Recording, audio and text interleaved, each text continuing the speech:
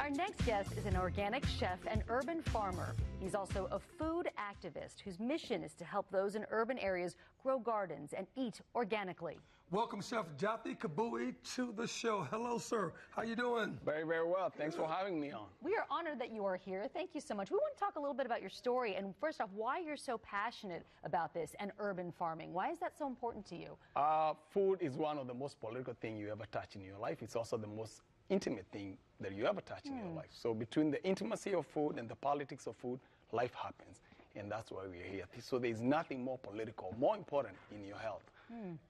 You know, I'm just curious. I was kind of reading a little bit about your story about the famine in Sudan. Has that shaped you in some way? Well, growing up in Africa, in fact, that's why I call my cuisine Afrofuturistic conscious cuisine.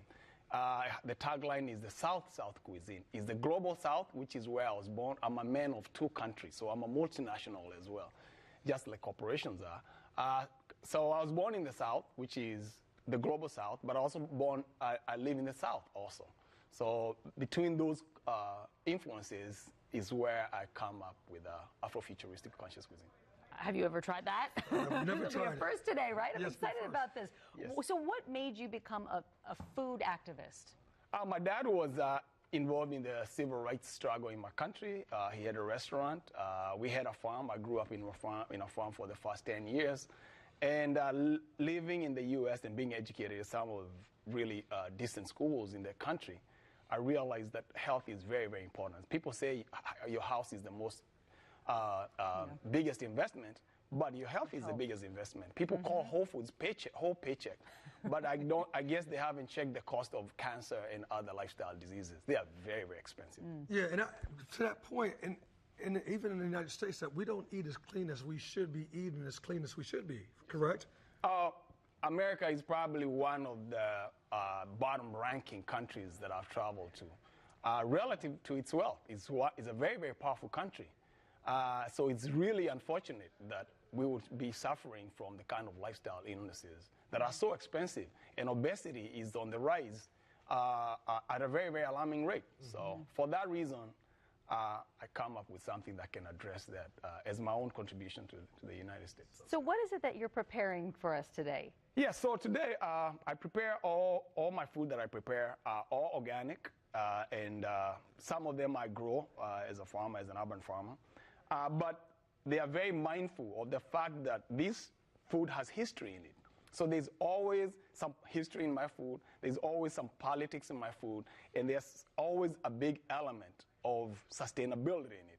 So this is food that is going to cure or can solve. Okay, let me say that as I talk about the food. The one thing that you can change, of all the things you can change, the one thing that you can change that can have the biggest ripple effect is the food. So I put a lot of mindfulness in there. So today I prepared grain called millet. Millet is the most ancient grain in Africa.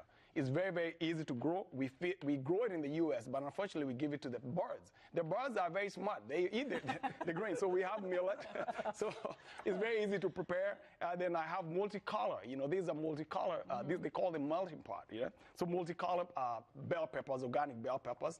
I have white Valdivian onions. Okay. I have rainbow watermelon radish.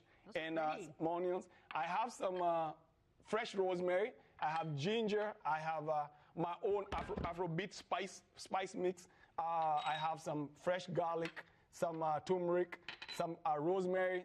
And this is an African spice that we call tamarind, and tomatoes. And that is what made the dish. I have azuki beans. I have the millet that's just boiled. And I have cauliflower prepared with beets, purple beets. That's give it the color, and then some tomatoes, colorful tomatoes. And azuki beans are prepared with portobello mushrooms. I mean, that just looks delicious. It's so colorful. So healthy. It's so colorful. Yes, and I don't try to really garnish my food too much. It's garnished by watermelon radish. So hey, there you are.